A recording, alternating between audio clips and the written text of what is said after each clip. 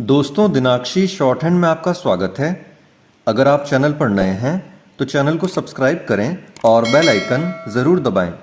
आज की संपादकीय डिक्टेशन 777 शब्दों की एक डिक्टेशन रहेगी जो कि 80 शब्द प्रति मिनट की गति से बोली जाएगी। अगर आपको इस डिक्टेशन की स्पीड को 100 शब्द प्रति मिनट करना हो तो आप YouTube पर स्पीड के ऑप्शन में जाकर स्पीड को 1.25 कर सकते हैं। इस डिक्टेशन की डेमो आउटलाइंस आप हमारे टेलीग्राम ग्रुप से प्राप्त कर सकते हैं। और अगर आपको इस संपूर्ण संपादकीय मैटर की सभी एडवांस आउटलाइंस और वाक्यांश की आवश्यकता है तो आप हमारा स्पेशल पेड बैच ज्वाइन कर सकते हैं। हमारे पेड बैच में दी गई एडवांस आउटलाइंस और वाक्यांश की सहायता से आप शॉर्ट हैंड को 120 प्लस की गति में लिखने में सक्षम होंगे। इस बैच को ज्वाइन करने के लिए आप डिस्क्रिप्शन बॉक्स में दिए गए मोबाइल नंबर पर व्हाट्सएप कर सकते हैं। तो चलिए डिक्टेशन को स्टार्ट करते हैं। डिक्टेशन 5 सेकंड बाद स्टार्ट होगी। Ready, start.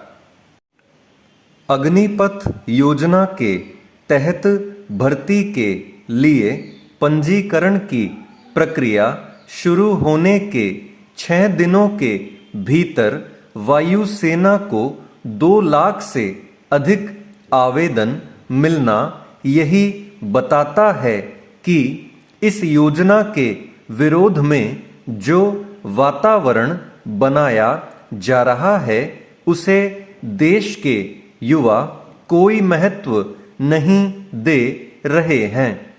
सेना में भर्ती की इस नई योजना के प्रति युवाओं के उत्साह से यदि कुछ सिद्ध होता है तो यही कि इस योजना का विरोध कर रहे राजनीतिक दल और कुछ अन्य संगठन दीवार पर लिखी इबारत पढ़ने से जानबूझकर इनकार कर रहे हैं।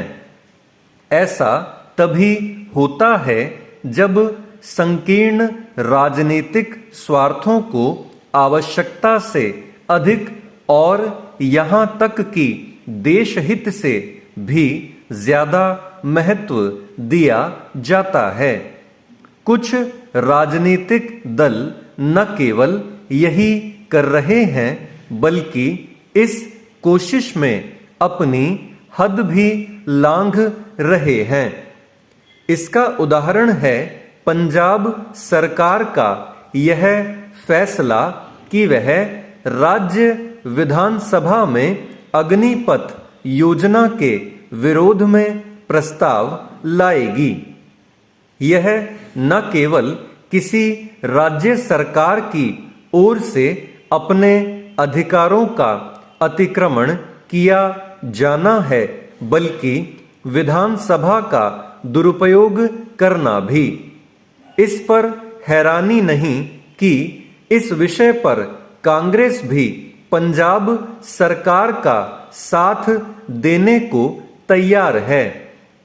ऐसा लगता है कि राजनीतिक दलों में अग्निपथ योजना का विरोध और वह भी अंध विरोध करने की होड़ लगी है। इसका पता गत दिवस बिहार विधानसभा में विपक्षी विधायकों के हंगामे से भी चला और बंगाल की मुख्यमंत्री ममता बनर्जी के इस बयान से भी कि अग्निपथ योजना भाजपा का घोटाला है।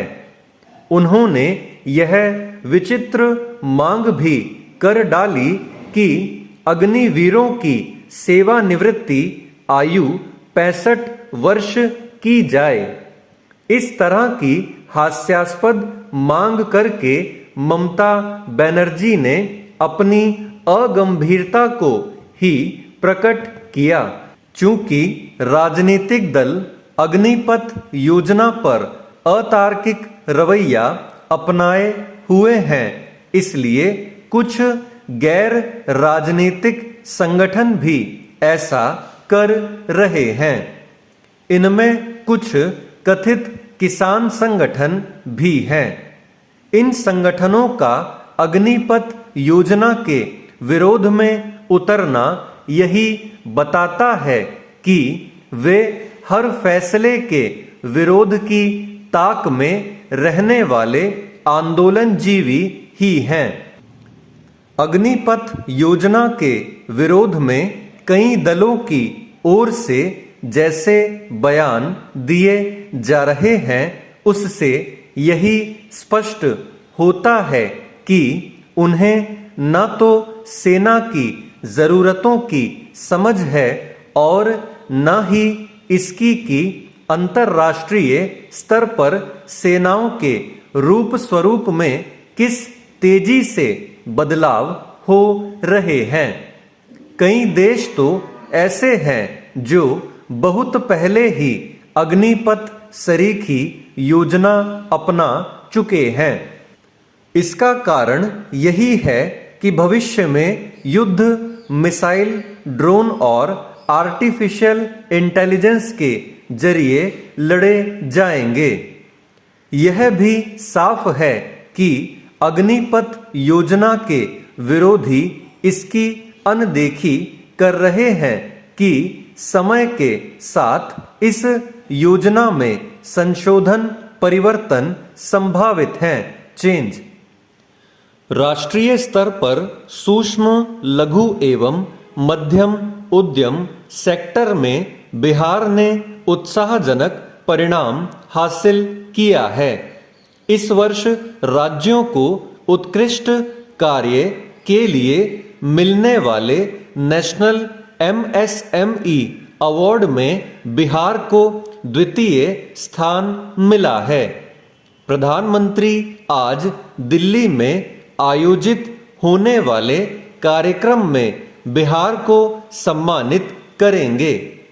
यह तेज हुई औद्योगिक गतिविधियों का सुफल है कि मुख्यमंत्री उद्यमी योजना के तहत अब तक पूरे राज्य में 4000 से अधिक सूक्ष्म, लघु और मध्यम दर्जे की औद्योगिक इकाइयों ने व्यावसायिक उत्पादन शुरू कर दिया है।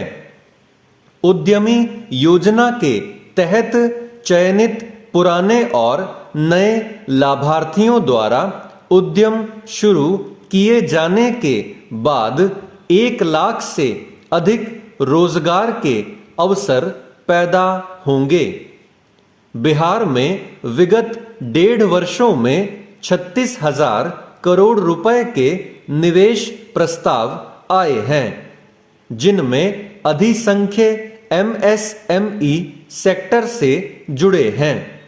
सूक्ष्म, लघु और मध्यम उद्यम मंत्रालय इस श्रेणी के उद्यमियों को आसानी से कर्ज मिल सके, इसके लिए काम कर रहा है।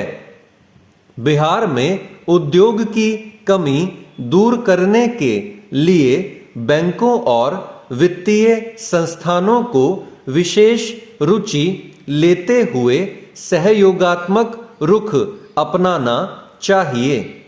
यदि बैंकों से मदद प्राप्त हो तो बिहार 5 से 7 साल में विकसित प्रदेश में बदल सकता है।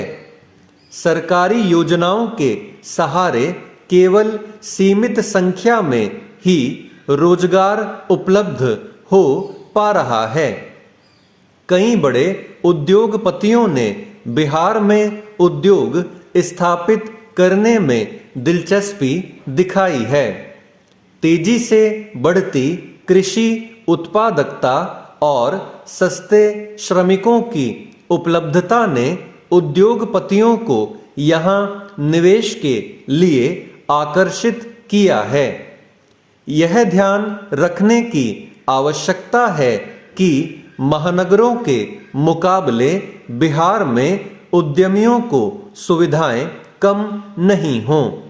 सुविधाओं को सुलभ बनाने के लिए रेल और सड़क मार्ग का सही इस्तेमाल करने की जरूरत है।